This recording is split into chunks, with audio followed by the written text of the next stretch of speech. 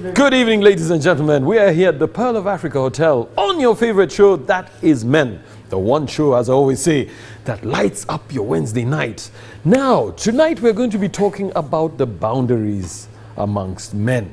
How far should you let your fellow men into your space? Now, we don't want to have a guest on this show. We want to discuss it as us. Because I think we need to put boundaries between us. Between you and Colin. Yes, especially Colin. You know what? I am done with this show. Yes. We're going to fire everyone, including the producer. Did you say including? No, I said Now those are the boundaries that we're talking about. Now guys, I'm going to start with you, Piper. I mean, you're a young man. I'm sure you've got a lot of friends. Now today we're going to focus on the guys. How far do you think you should let your boys into your business? Man, I mean, as long as none of them is sleeping with my girlfriend, I don't see where I'm going to put the restriction, because okay, your boys, they're there for you. I mean, these are guys I'm working with. These are guys I'm going out with. These are guys my parents sometimes have to call to reach me, to get me. But when you go MIA. Yeah, man, you have to go. You have to ghost. Okay. There are those periods of your life where you have to first ghost for a while, and it's only your friends that know. Of course, there has to be boundaries, but I mean, we're men. Where am I going to put the boundaries? Like, we don't share T-shirts, we don't share shoes. yeah, but I think that boundaries can't only be sexual, because I mean, men, as Chris likes to say, we are not animals, right, Chris? We're not animals. Yeah. No, we are primal, but we're not animals, and so because of that, because men are territorial, you know, obviously no guy will be happy with you sleeping with his wife. But I mean, boundaries are for everything. I think boundaries are for. We can be tight, but I'll get offended if you start checking out my mobile money balance. You know, the balance of my you know what I'm saying? Yeah. Or you don't have balance in your mobile money. I know, but you but know that's the point. You having that information makes me feel like I'm less than what I've promised myself to be. Yeah. I mean, if you think about it, when we were growing up, and I think this is actually quite interesting. When we were growing up, people would come. Your friend, your parents' friends would come and have tea on Sunday evening or Saturday. They'd come, they'd visit. You'd sit in a compound. They'd make tea and gin nuts and popcorn, and people would talk. Now you are friends with a guy for 4 years. We've been taping this show since 2012. Yeah. I don't know where you live. No, because I've never been. I mean, this is the kind of thing I'm saying. There's no boundaries. I know where he lives, by the way. That's fine, because you're a beggar, but that's okay.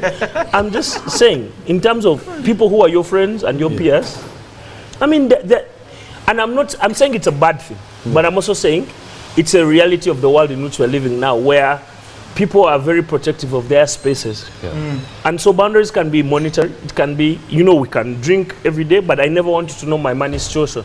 Mm-hmm. Do you set them at the beginning? As in, you find, I mean, you come to my place, and then you go straight to the kitchen and start helping yourself, and I'm like, hey, Chief, why don't you sit and wait to be served? I mean, when do you start setting the boundaries? I love to quote Solomon. I think he was very wise. Lots of wisdom in the book of Proverbs. Even with his choice of number of women. Yeah, I mean, that was a colossal error, but even still, he taught us still things. Wise. I mean, the guy still told us about the adulterous woman and things. It's like this one, when you see a chick looking like this, you know how to, because he experimented. He said that better a friend nearby than a brother far away. Right? Because in some respect, I mean, like for example, real life, my brother, who's a great friend and a good guy, doesn't live in this country. He hasn't lived in this country since 2000. This is what, 18 years, right? So however much you would want to be as tight, you build relationships with people who are around. All right? But what I'm really saying is that if closest is brother, if a brother is the closest thing you can get, I think that for someone to come from absolute stranger to brother, there's got to be layers. Yeah? Someone said that honor is given, but trust is earned. Yeah. Even respect is earned. So you've got to be able to sort of layer relationships, and people have to work their way into your innermost circle. And the closer they come is the more access they have to you, and the more access they have to your stuff. Yeah. Right? And your information, and the more personal it gets. There's a couple of studies and all that have shown that there are 4 different kinds of spaces. There's a public space. More than 100 people is usually a public space. Then there is a social space, you know, where you can have a really good party. That's between 70 and 100 people. And then you have a personal space, which is about 12 people. And then you have an intimate space, which is about 2 to 3 people. Right? So when you think about those 4 spaces, a guy in the public space, because he knows my name, cannot know as much as the person in the social space, as much as the person in the personal space, and as much as the person in my intimate space. So I have 3-4 friends who know everything there is to know about me. They know my will, whether it's written or not. If I died today, they know what to do with my body, with my stuff. They know my life and are implementers of what my will is, because it's living. Right? Those guys are different from say, the kind of friendships that I've made here. We've not yet come to that point where we eat. No, I'm serious. Disappointed. Piper, no, I'm serious. So we've not yet gotten to that point where we have fought together. Maybe we have been brought together. So So you want us to just come from wasting time and life. No, listen to the man. Listen to the man. Listen to I'm the saying, man. guys are making a point here, because all of us have You're only those making guys. the point for yourself, Chris. No. All of us say we are offended. it's no okay. longer your friends. I'm fine In with fact, push up, that. let's- But the thing is that because Send of him to time, another hotel. because Do his of own time, show there.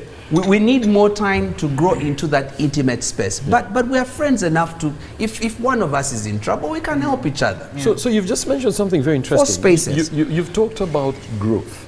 Yeah. So is this kind of growth subjected to time? Is it subjected to activities? And that one I'd like to hear from you, Colin.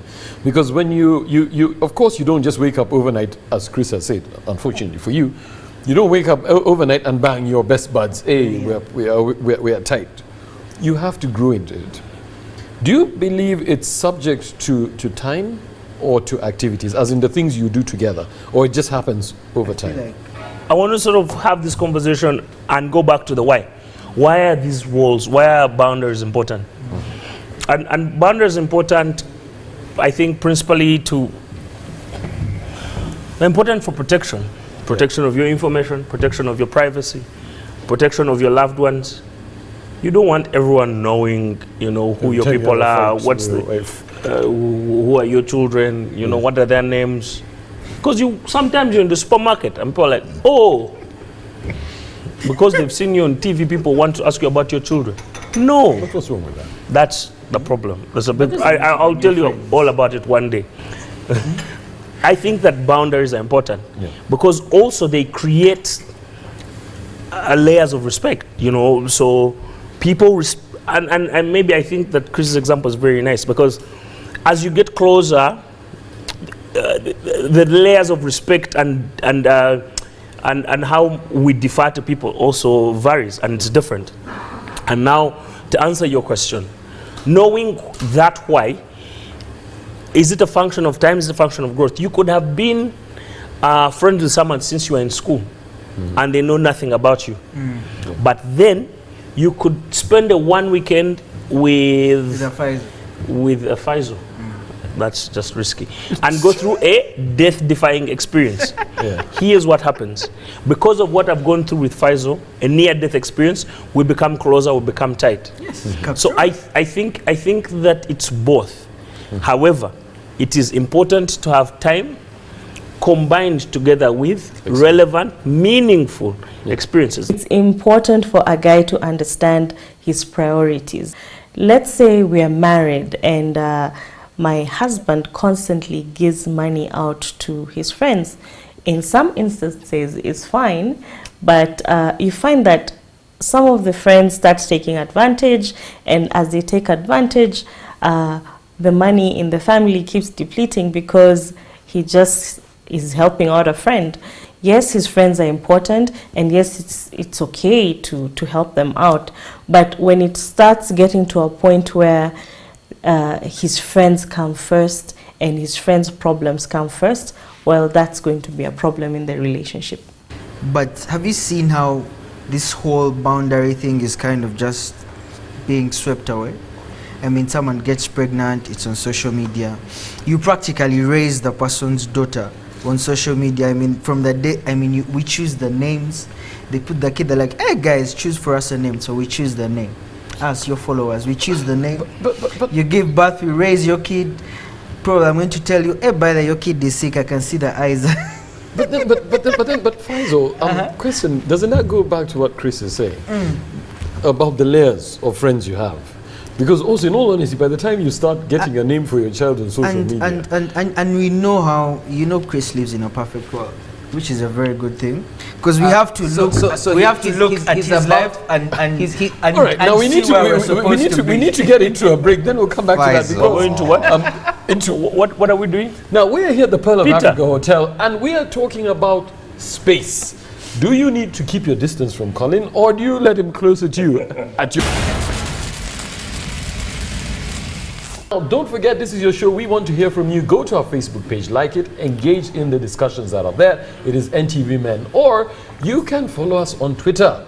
Our hashtag is #NTV Men. Very simple.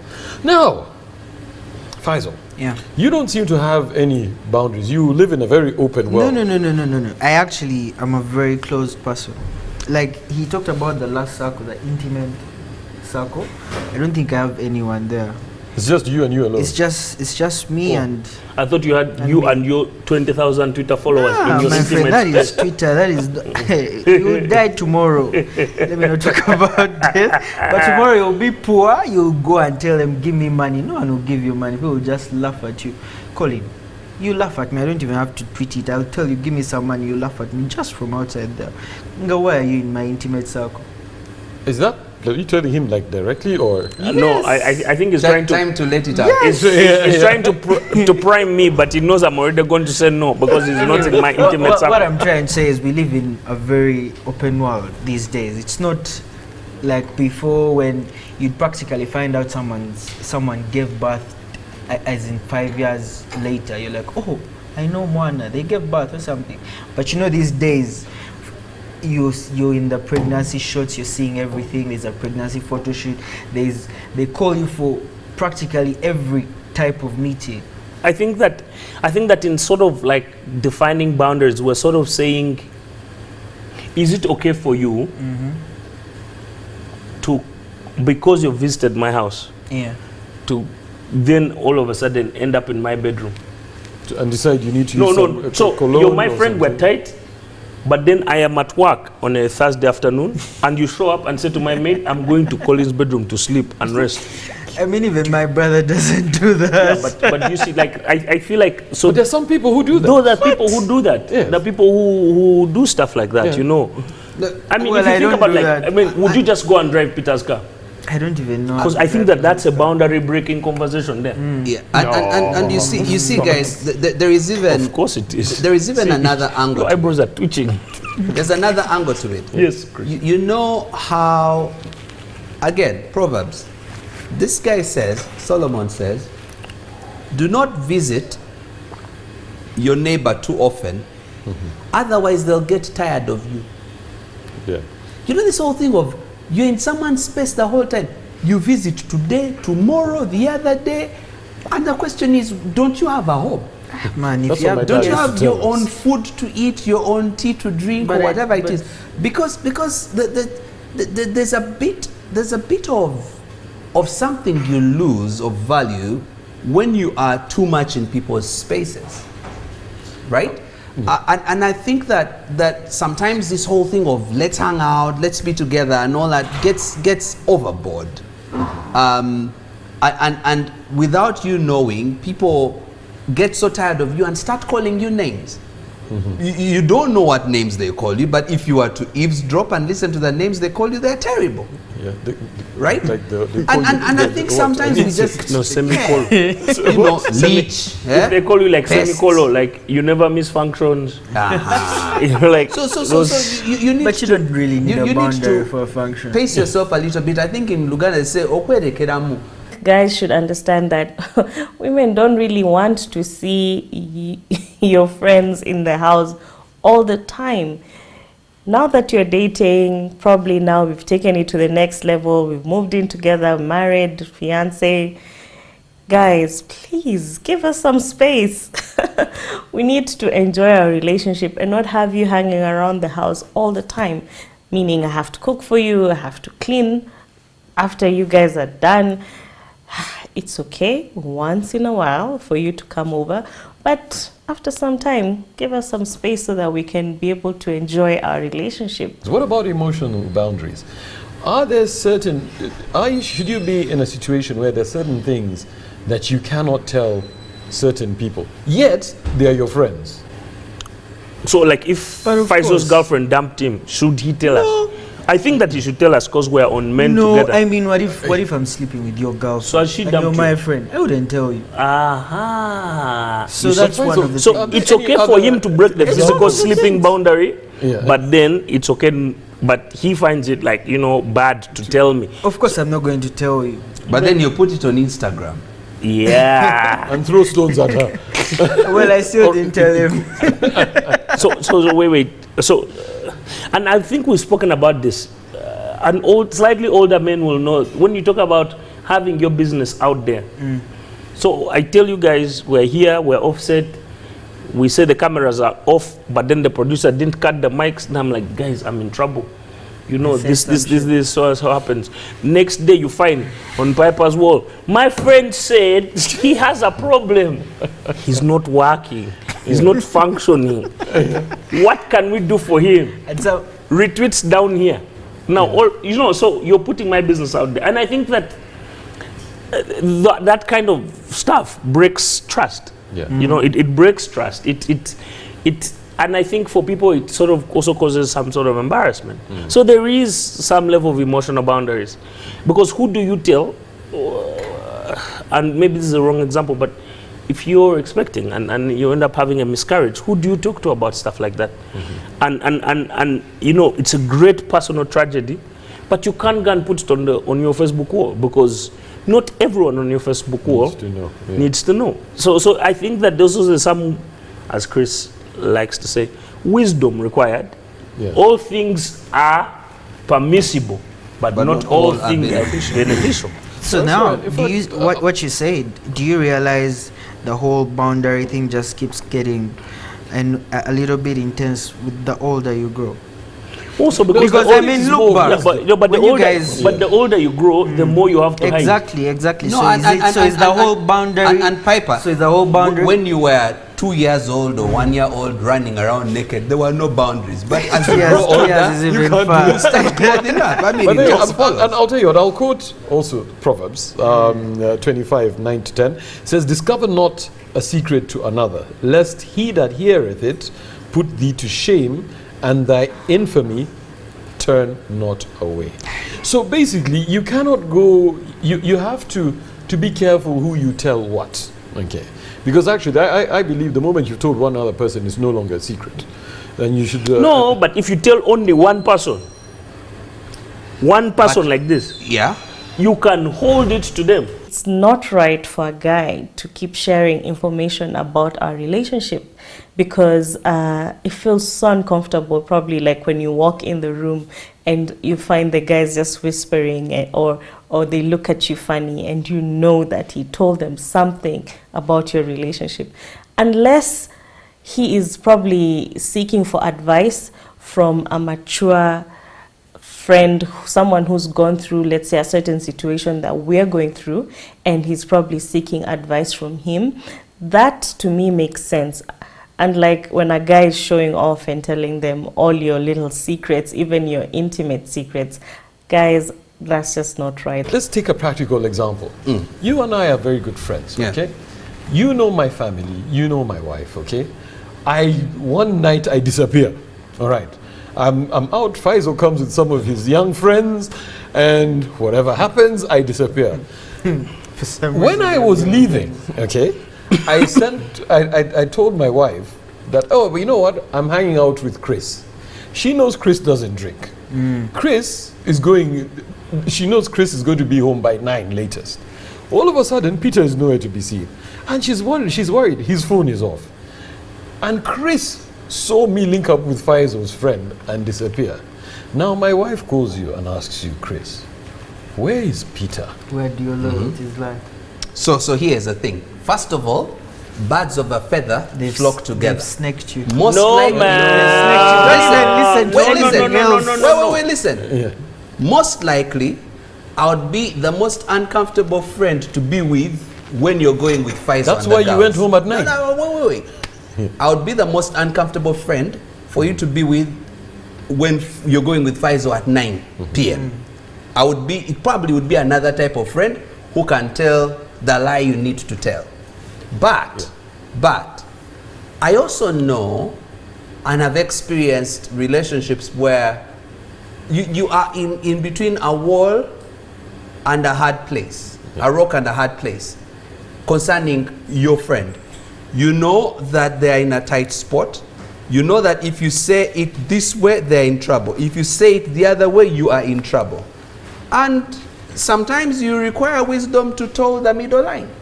Sometimes the best thing, for example, to say in such a scenario is, I saw him at 9. Let me get back to you. And then you frantically start calling Peter's phone. And it's off. No, I don't call Peter. I call Faisal. I said, At that point, get that guy back just home now. snack him. Or better yet, I would look for Peter as a friend. So Peter, you're not going to look for Peter because his phone is I off. said, Peter, man, get into the car. We are So you're going to home leave now. your house? Yes, I can. He's For my going to friends, yes, hunt I you would. down. For my friends, I would. So you see, in the boundary, so the boundary is not only protective, it has a certain honor and loyalty side to it. There's a defensive side to it. Yeah. It's like a But couch. it's also, I think, in this circle is also the guys who go to war for you. Yes. Guys who will go, they will stand with you no matter what's They'll happening. take a bullet for They you. will take a bullet. Yes. So it has, I think it also has the defensive qualities that we're talking about, and I think that's because socially people feel like they're always in those situations where they're always like, oh, I gave my car to Faisal and now see the panties in the back seat, things like that. But there is also you know what, they're taking Chris's land, we have to go help him. We will do everything in our power to. And I think that those are sort of like the benefits. But there's the benefits of putting down your boundary. of having people and having those boundaries clearly defined. Because you see, what Chris is saying is that you must knock down a lot of walls to go into the fourth walls. People should not have direct, easy, uncontrolled access into your intimate space. So people must work hard. They must earn it. It has to be a process. If I've known you 2 months, we've had one coffee, and then you say, you know what, I need to borrow 25 million. Because that's what happens. Am I lying? Dude, how do we do this? Yes, there are people who's like, I just met you last week. Dude, I want to take your car for 3 weeks. The way Colin talked about it, I want to borrow 25 million. It's like you said it to someone this week. Like I said it to someone. Yeah, I mean, we've all experienced it. Guys, you know guys who you've just met. Yeah. But it happens. I'll tell you what, guys. Now, you see, the thing is, usually, as you said, it's a process. Now, are there some people who you just click with? You don't have to have gone through those life-threatening experiences, or have walked the long road.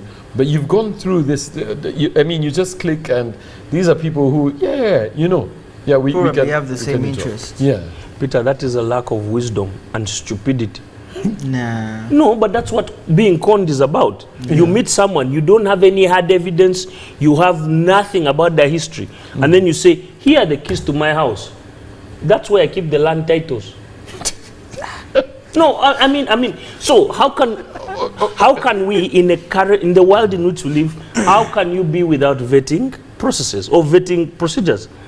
To just like, you walk into it's like what Peter does. You walk into a bar like this, and you see a nice girl at the counter. You know what? We need to go into a break. Now, we are here at the Pearl of Africa Hotel, and we are talking about boundaries in relationship with special reference to men. However, when we get back, we're also going to find out if it's possible to have those kind of relationships with women. We'll be right back after the break.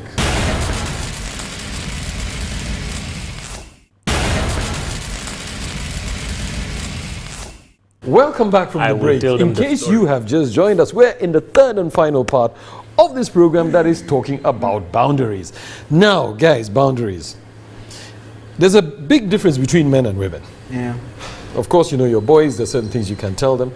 However, is it possible to have tight people with you who are of the opposite sex?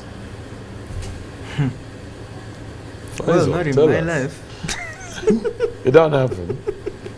You're right. You can't have this lady who, or this girl who is your... It's like a lion playing with an antelope for like a whole month. They'll just come that day when you're so hungry, and you just have to eat that. You just have to eat the antelope. You have to nyam it. You have to. You have to nyam it. So, without my being advice. an antelope, My, yeah. I mean, even let's talk about a situation where you're married. Yeah. Let's say, Colin, you're married and all that, but you have this girl who's so, close to you. In fact, let me reverse the tables. Your wife has this guy that's so close, yeah? Like this, she probably goes out with this guy, and you don't know anything that happens. Dude, you want Colin to get out, that's the show right now. Let's say he's married. No, so let's say but we don't want married. it. Okay, all right. And there's a rumor that comes up. Everything always starts as a rumor. So this rumor, you hear there's something that happened, and your wife and this guy are already tied. Then what do you do? Do you think if I slap Faisal, they'll arrest me? Yeah, I think so. Yeah, possibly. But so breathe in, breathe out. However, I think let's go back to the way it originally was. Do you think it's okay for a He guy? talked about my wife. He doesn't know her. That's why. See. He's about to prove how much he knows my wife. See? I'm in the Do you inner really think they'll arrest me? When Colin is lost, they call me. Okay. Do you think it's possible for a guy to have this girl who is in that close Colin, circle? I want you to be sincere. No, Chris has talked about? I think that, what do I know? What do I know about human beings? I know about human being behavior. There are certain constructs. There are places, there are people who are in cell together, there are people who are study buddies at university, people who are in the same discussion groups, and those relationships or friendships are completely asexual. There's very little need for slippage. Eventually, sometimes they evolve, but sometimes they don't. Sometimes those people start like that, they become drinking buddies, and they are 45. They are married to different people, but they click. So they became friends that stuck closer than brothers. But I want to talk about a social phenomenon that we're experiencing now. Because a lot of us left our villages or have grown up here, you're finding the need for people to reconnect to find those inner circles, those friends who are tight. Yeah. And so you find guys in Yokafunda, where you normally hang out, the guys who you watch football with, they are close. One of you loses someone, they fundraise, they travel, they bury for you. Because we're all looking for that acceptance, that social cohesion. It doesn't mean that everyone in your kafunda is your type. But they know you, they know your story, they've seen you go through your drama. And I think that and we've been discussing this in the field, in marketing and research, and we're saying people are sort of creating their own new tribes. Yeah. So we have a guy from the north, we have a Muganda guy, we have a guy like Faizo. We're always talking about football or politics or something. And I think that those crews sometimes can be homogeneous in terms of gender. But quite often now you're finding that they are mixed. Yeah. And because I mean they'll do savings together, maybe there'll be a church group, but they're mixed now because of the nature of how we live and how we operate. Maybe they tried to date and everyone broke up. So yeah, but I think that there are frameworks. I think just by themselves it's not safe, but in the construct and the framework of other social interactions, yes, it's possible. Chris, your take. I screamed, I ran, I hiked. And here's the reason why. Again, back to the other guy I keep quoting, the wise guy. There's a whole thing, the way the Bible puts it is, can you put fire in your chest and not get burnt? Can you put, this is not the Bible, but can you put butter next to a fire and it doesn't melt? Am I supposed to say amen? No, I'm just asking questions that are worth asking. Yeah. Right? Because if there is this girl in the public ring, I'm not bothered. When they get into the social space, they're around me and around my spouse and around my family.